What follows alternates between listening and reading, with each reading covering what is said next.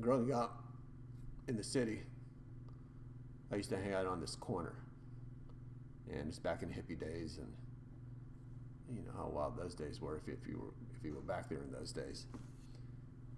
And his friends would come up or whatever, and it would be an argument about something a little bit, like say the Vietnam War or something, and somebody would spew out whatever they thought and everything else.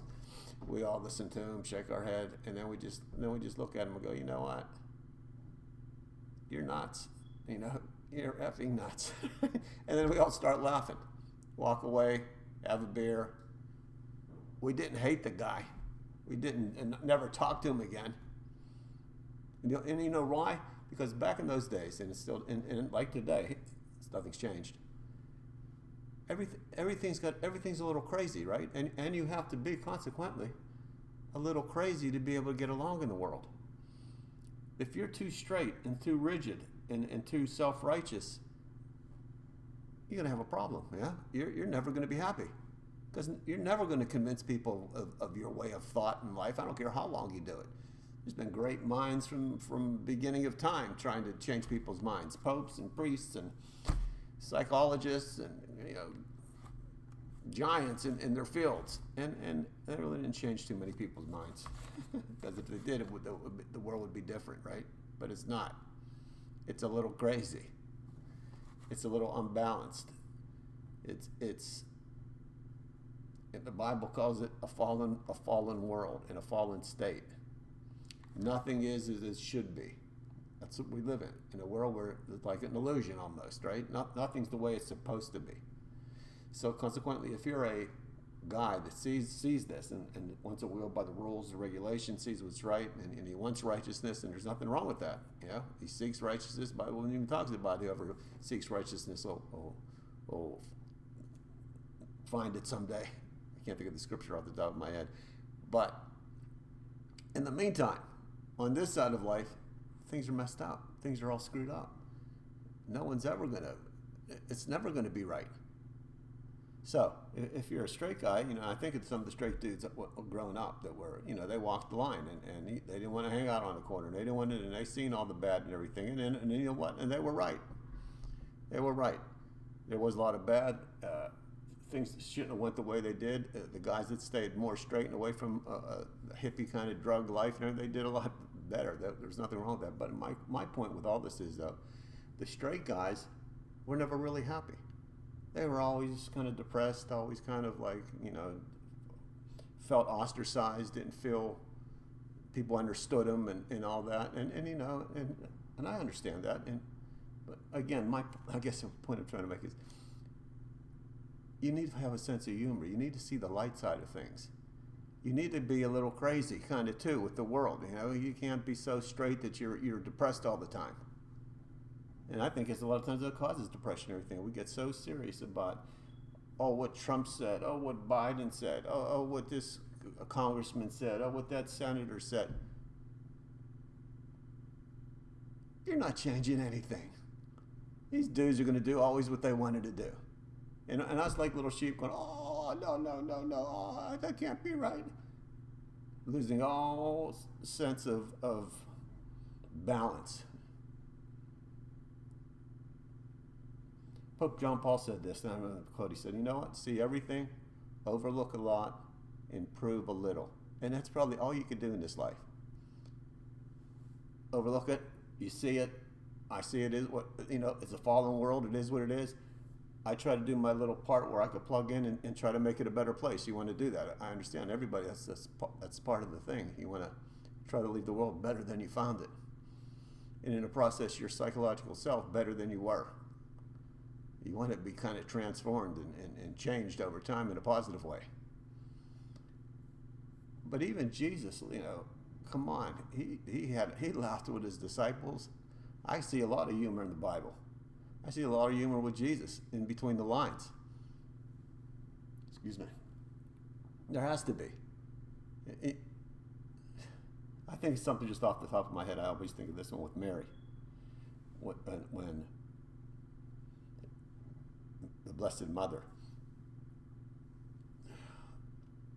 Jesus' first miracle, changing the water to wine. Jesus was like, he wasn't ready to start his ministry yet. It just wasn't time. And here he finds himself at this wedding, and the wine runs out, and it was a big thing at a wedding. Wine runs out, nobody's going to have any fun. No, but his heart's going to be Mary. So Mary says to Jesus, you need to do a miracle, change this water into wine. And Jesus said, whoa, wait a minute, woman. My time's not come. I can't, it's not. And he didn't even get a chance to say it. She just looked at the other people who were with him and said, just do whatever he says. And then Jesus did his first miracle. But isn't it just like a Jewish woman, or any Jewish in particular, are a little bit more, they like to run the show, a little more controlling, if you know anything about Jewish mothers. Not all of them, but a lot of them, right? And you can see her saying that. Just do what he says. Just do it. And Jesus is like, that's kind of funny, right? It's kind of humorous. If Jesus didn't freak out and go, no, I can't do this. This is not the way it's supposed to be. He kind of probably laughed at it and changed the water into wine. Everybody was happy. And that's just one instance in the Bible of Jesus' humor. Surely with the apostles, he had to be cracking jokes all the time, trying to, especially being Jesus, knowing who he was, knowing all things. And he got these apostles that are don't know which way's up half the time, saying all kind of goofy stuff. I could see Jesus grabbing Peter, right? I could see him grabbing Peter by his head and knuckling him and said, Peter, what are you doing, Peter? Get out of here. Somebody would think, okay, you're nuts, right? That you have to be a little bit nuts, and that's my point. You gotta find some humor. You gotta get a little bit lighthearted. I don't care what Biden says. I don't care what Trump says, basically. In as far as it doesn't really, I'm not going to change anybody by me spewing my crap out at them about, you should say this, you should, look what he did, I'm not doing that. I'm not going to lose myself, right? In my faith and everything else in this momentary rhetoric. We're only here for a short period of time, then we're gone, right? You're going to spend all that time, all that lost, wasted time and being concerned about what this one says or that one says. Time's running out. Find some humor, find some lightheartedness. My buddy said stuff back in the day. Yeah, you were nuts. We looked at you. You're nuts. You're crazy. But you were still my buddy. It didn't matter. Okay, you're crazy. So what? We're all crazy. We all got our own things. We all think about different thoughts, but not to the point where it's separated and we hate you. We might push you and smack you in the head, but we didn't hate you. Because we all knew that we all knew, even though we didn't know, that we were in a world, we understood as much as we were in a world that was crazy. And there was craziness going on around us all the time. So at some point you got to go with it. I don't mean to become a part of it, but you got to go with it.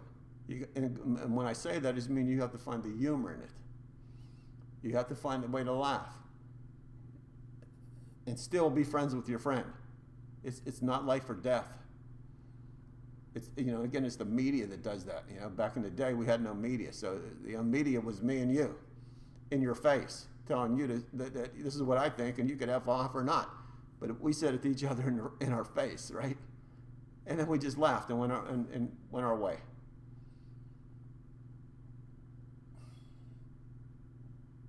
I wish I could explain that more in a better way, in a better sense.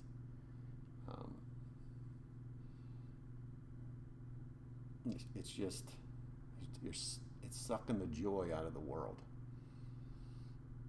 It's separating people. It is, right? It's like separate, like black, white, Republican, Democrat, it's homosexual, straight guy. I mean,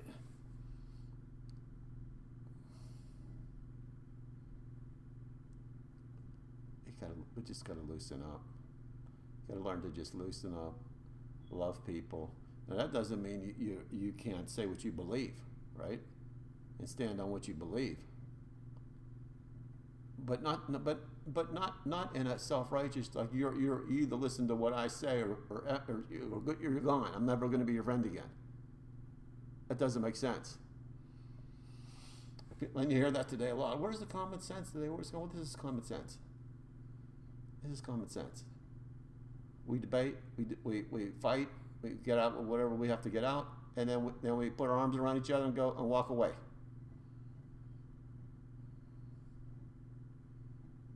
We can't let the country continue to be split in half because of media.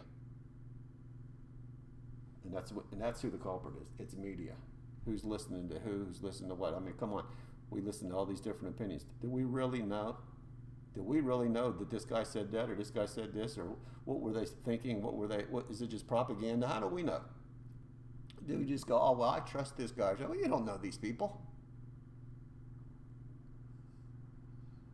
We just know what they said, and then we spew out whatever they said. Do we ever have an original thought of our own? Probably not. So, loosen up. Relax. Believe Jesus, right? Believe He's in control. Believe He's guiding your life. And really, in reality, the only thing you should be concerned with is that you're doing the will of God, whatever that might be in your life.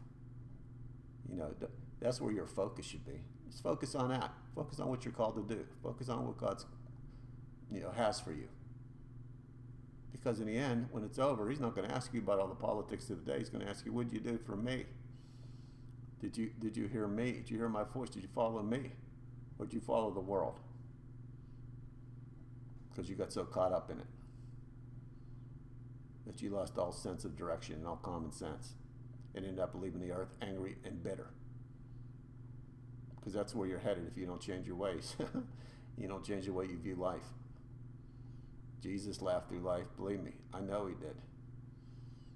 And yeah, he had a mission and a goal, and He completed it. And, and now He's in heaven, and now it's joyful again. But there's some joy. You could have some joy on earth. You could have some lightheartedness. That's how you get through life.